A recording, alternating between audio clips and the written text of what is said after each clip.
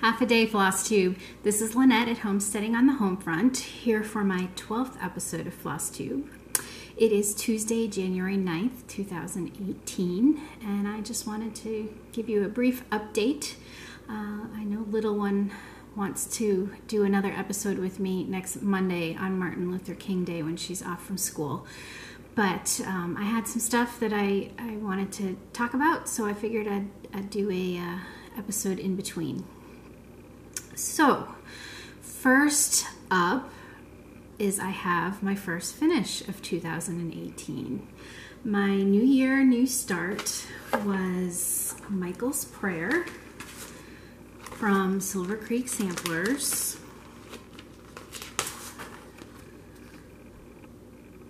That's what the model looks like. Now you know me and you know I had to change things up a bit, so I did make just one major change. So this is my finish. I changed the bottom line here just to personalize it and make it my own. Like I said, I saw this pattern and I knew I had to have it because it is perfect for a military spouse. I also, in here, her dress, there was supposed to be 9/11/01 because this prayer is dedicated to a fireman, no, a pastor, father, named Michael Judge, who passed away, I believe, at the World Trade Center on 9/11.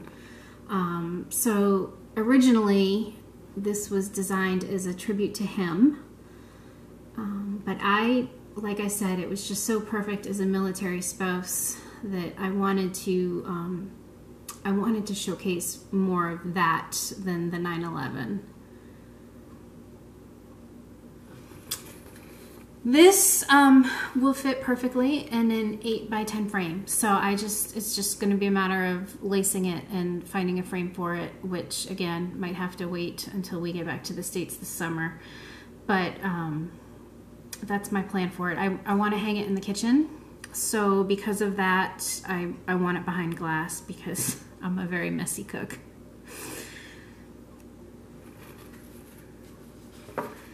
So that is my first start and first finish of 2018. If you remember, I had been working on the rooster project, which I'll show you here in a second, and I ended up being short one shade of gray, which I had to order. And so I put that project on hold. I started the Alcott sampler, finished that right before New Year's, started Michael's Prayer on New Year's Day, and now that that's done, I can go back to my rooster because I did get the floss in the mail the other day. So let's show you a picture of this beautiful guy, what he's going to look like when he's done, just to refresh your memories. Right there. I am definitely not making this into a pillow. Right now the plan, again, is to put it behind glass because I think it belongs in my kitchen. But this is what it looks like so far. I have some few spaces in here that I need to go ahead and fill in, and then he will be stitched. And then I will just have to go back and add in all of the straight stitching and finish up the R here, and he will be done. So I'm hoping actually to finish him tonight, if I can make that happen. But I just think he's beautiful. And this is the first non-sampler project that I've done probably since 2002. So I was a little leery because, you know, samplers go so quick. There's the lettering and the motifs, and so I didn't know how long he would take me, but it was probably, I worked on him a week in December and a couple of days in 2018, and he'll be done. So I was pleased about that. And I remembered how much I really enjoy stitching a picture and seeing pieces of him come together. And I did practice on this one, stitching some by the squares, like a lot of you do with your Hades and your full coverage designs. And it was helpful in here where there was a lot of colors in a little space, but I found that down in his body I wanted to do the grays and then just brainlessly fill in the white. And up here where the colors just run and run and run, I just did cross country with those because that's how I usually stitch and that's what I'm comfortable with. But he will be done and he will be a second finish of 2018, so I'm excited about that. I mentioned I was short a color of DMC for him, and at the time I was not anticipating placing an order with 123 Stitch. So I actually found a seller on eBay. The shop name is Thread Needle Stitch, and she sells DMC floss, 2 skeins for 99 cents, and that includes shipping. So I ordered the gray I needed, I ordered some colors I needed for some upcoming projects, and really fast, she got the envelope in the mail very, very quickly. It took a while to get here because it's Guam and it was Christmas and New Year's and all that stuff. But if you don't live very close to any kind of craft store and you need colors and you're willing to wait a week or so, I would definitely say it's worth the 50 cents a skein to not have to get into the car and drive half an hour or, you know, however long it takes you to get to your craft store, for those who live in the middle of nowhere. So again, Thread Needle Stitch, highly recommend. So another thing that I did over the New Year's break and in the couple of days after the kids finally went back to school was I worked on project bags. So I'm going to show you some of those because I love how they came out. This is the first one that I made with the little, I have a thing for cardinals this year and I don't know why. It came out of nowhere. But I saw this fabric at Joann's and loved it, so I had to have it. I just lined it with red polka dot or red and white polka dots, and this is one of the projects that you saw in my plans for 2018. He just needs some linen. Again, red cardinals. But what drew me to this one was the hexagons, because as a beekeeper I love hexagons, and yes, I do hope to start English paper piecing at some point. I thought that might be a good project to do on the 14-hour plane ride in May when we move back, because cross stitching is just, it's not good on the plane. And so I thought maybe English paper piecing would be something. So I want to give it a try before then and maybe do that on the plane. But the hexagons are what drew this to me. I just lined it with a simple white fabric, and this one is waiting for a project. And then I had to laugh because this is the fabric that Mama Joan is using for the Farmhouse Christmas. But I knew immediately that I wanted to use it for this project right here. And this is the project I'm currently waiting for linen to arrive. I did end up going with Dwarf. I'm kind of thinking that I maybe should have gone with Nocturne. So I may be placing another order and getting another piece of fabric just to see which I like. But using it for that one, and I lined it with some mottled blue. I actually found this blue at the thrift store the morning before I intended to make project bags, so it worked out perfectly. So I got those made, and little one said, "Mom, there's only winter project bags. Like, what are we gonna do in summer? We need some summer project bags. So that's when I decided to make this one, and as you can see, it's perfect for my Michael's Prayer. It's red, white, and blue flowers. It's lined in blue polka dot, and I really love how this one came out. I'm getting the hang of the project bags. I've made enough of them so that I'm getting the hang of it, and they're coming out really nice. One of the things I did discover, for those of you who are making project bags, is that this strip here, I had been cutting it so that the design would be right side up. But in most cases, that was the stretchy direction of the fabric. And so when I would sew, it would give me trouble because the fabric would stretch. So what I started to do was cut this sideways. As you can see, my tree is sideways. But it was so much easier to sew because it didn't stretch and I didn't have any trouble. So I am willing to live with a sideways piece of tree in order to have an easier time sewing the bags. So then I made these two. They are coordinating fabrics, but as you can see, this one has the words and this one doesn't. So this one I immediately gave to the eldest because there's a horse front and center. This one is lined with just a mottled green.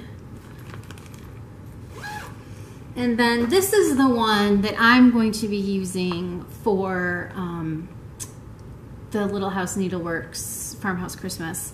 I know it's not wintry, but I figured if I'm stitching on these during the summer, which I will be, it won't be the end of the world if I don't have snow on my bag. So I've got everything ready to go. As you can see, it's lined with the star fabric. Everything ready to go except the pattern. So very anxious to get that started. And then the last bag that I made, you might recognize the fabric. I used this fabric for my very first project bag that I made using Vanna's tutorial. So I had the zipper and it matched, so this was the last project bag that I made. Probably will be the last for a while because I think maybe we have enough of them, but with 3 stitchers in the house, you never know. I do have a couple extra. I cut all of my vinyl out. It comes in a huge roll from Joann's, so I cut it down, and I do have a couple extra pieces, so I could make some more if I wanted to, but like I said, I think we're good for now. I hope. Okay, so that was it as far as stitching and sewing goes, but I have some things I want to share with you. The first is this book, Historic Samplers. I found it on Amazon. It cost me $7.16 with shipping. And it is Pat Ryan, who many of you will recognize as one of the dynamic duo of Dying to Stitch and R&R Reproductions. So the book, I'm not going to do a flip through, but I'll give you an example. It has the image of, I believe these pictures are the reproductions, and it has a little write-up about the stitcher. And then it has a chart. Now the chart, some of them look like they were hand-drawn, and they're tiny. So if I was to stitch any of these samplers, it would definitely entail making copies at an enlarged percentage so that I could actually see the pattern.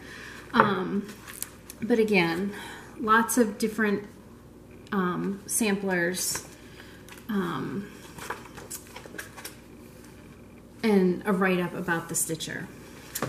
I was interested to find that the Sarah Revere sampler is in here, and I don't know if I'm going to be able to find it.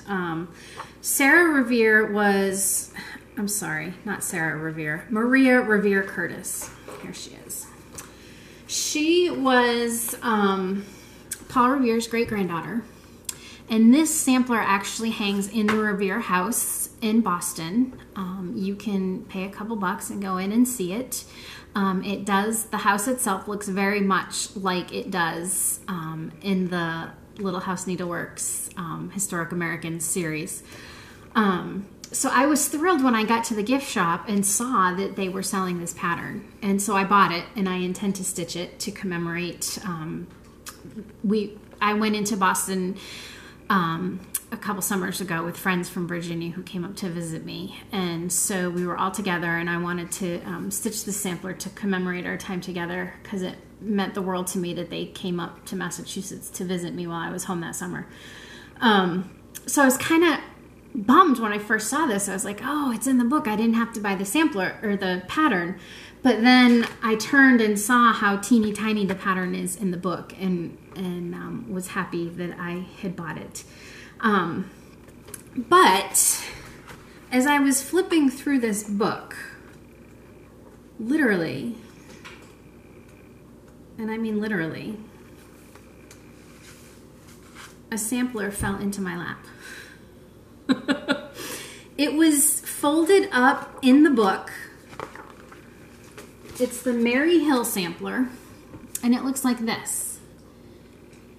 In reading about it, it's very interesting because the sampler, there are upside down letters and upside down numbers, and they can't decide if it was some kind of a code that she had stitched into her sampler. She stitched it in 1773, the year of the Boston Tea Party.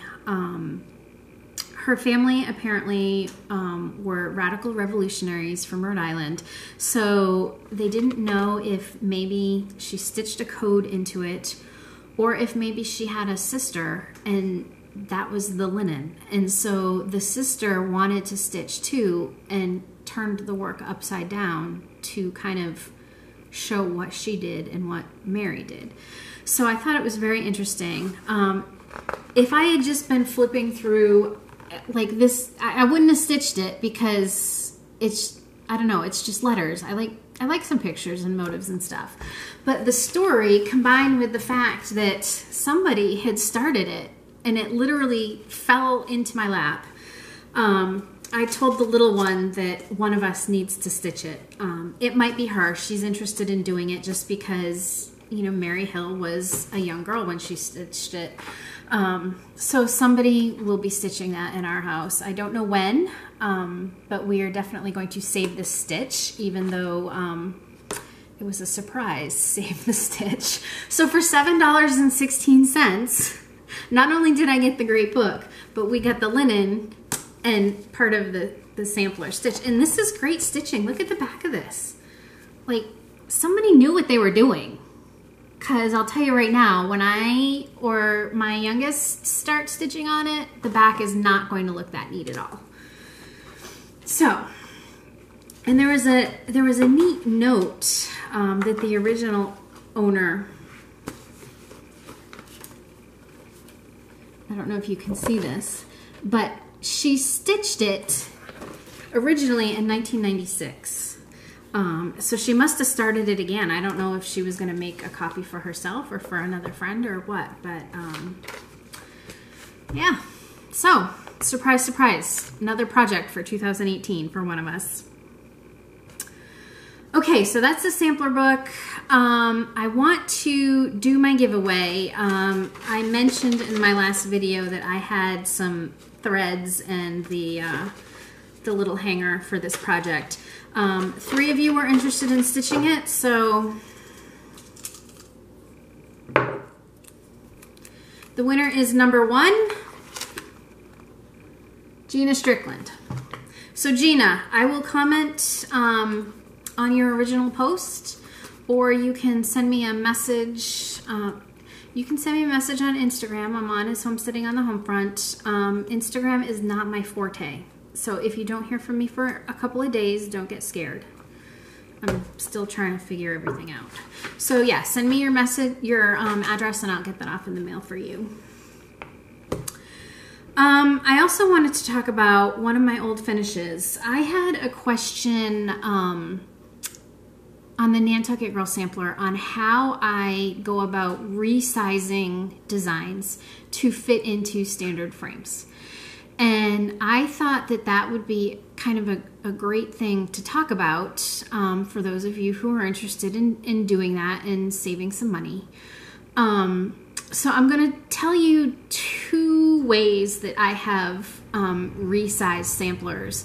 And then going forward, if I can remember, I will try to talk about how I resize things in order to get them to fit into standard frames. So the first one I'm going to talk about is actually Michael's Prayer. Now, I want to give a kudos to Silver Creek samplers, because usually my first step in resizing a design is to figure out what size the finished piece is going to be if I use 28 count linen or 30 count linen or 32 count linen or 35 or 36. I've never used 40. I have a piece that I'm going to try 40 count at some point. But usually the first step is to do the math and calculate how big the finished design is going to be. Well, I opened the Silver Creek and I was happy to discover that they've done the math for me. So the original, I believe, was stitched on 14 count or 28 count over 2, same thing. And that would have been 9.71 inches by 7.42 inches. Now, the thing to remember is that, let's say an 8x10 frame, for instance. The opening of an 8x10 frame is not 8 inches by 10 inches. It's more like 7.5 by 9.5. So I knew that if I did it on 28 count, 9.71 is going to be too big for a standard size 8x10 frame if I want the entire design to fit. But then I went down and looked at 32 count. And 32 count is 8.5 by 6.5, which would give me a 1/2 inch margin on all 4 sides and fit perfectly into an 8x10 frame. Bingo, done. So this is the easiest example of stitching for standard size frames. The first step is always calculate what the finished size will be on the different sizes of linen. I knew immediately 32 count was what I was going to use for this. So if you want to save some money framing, you can't be married to a certain linen count. If I was to say I'm only stitching on 28 count, then it would have cost me beaucoup bucks to put Michael's Prayer into a standard frame because it wouldn't have fit into an 8x10. Simply by changing the linen size, I was able to save framing money that way. So that's step number 1, the easiest way. Step number 2 usually involves adding or subtracting rows. And I will show you what I mean by that. This design is an oldie. I did not check to see if it was still available. It is Exemplars from the Heart, the Beehive sampler. So I stitched this one in 2014. Oh wow, no glare, look at that. So as you can see, I added this and I changed the wording to come completely over the top of the design. And oh, I guess in the original it comes over the top of the design too. I did change the order because the original says, "Be ye kind, be ye humble, be ye loving all the time." But when I've heard the saying, humble comes first, because kind of rhymes with time. So I wanted the humble first. So that was the change I made there. So basically what I did with this one was I calculated the sizes, you know, what the finished size would be. Obviously, it's almost a square. And in 90% of the cases, I am looking at the width because it's much easier to change the height than it is to change the width on any sampler type project. So I knew the pattern would fit width-wise perfectly. I don't know if this is a 10 by 13 or an 11 by 14, but whatever it is, I knew it would fit. And it's also very dusty, which is kind of gross. So I knew the width would fit. I think this is probably, I think it's a 14 count Aida. Can you see that? I didn't start stitching on linen probably until 2015, 2016. So I knew I would have to make it taller in order to fit in the standard size frame.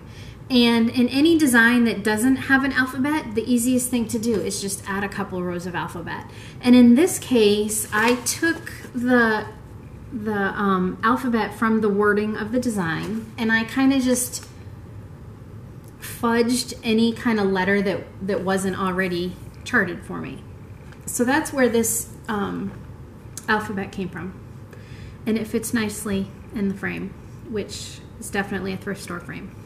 So step number 1, calculate the size that the finished project is going to be. Step number 2, find a linen size that either fits a standard frame or the width will fit.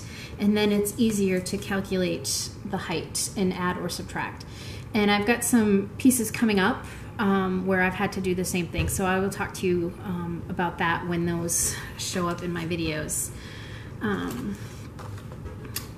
So that's it for stitching stuff. I have one more quick thing to talk to you about, which is what I am all into. So on Facebook this week, one of my friends commented about this yogurt.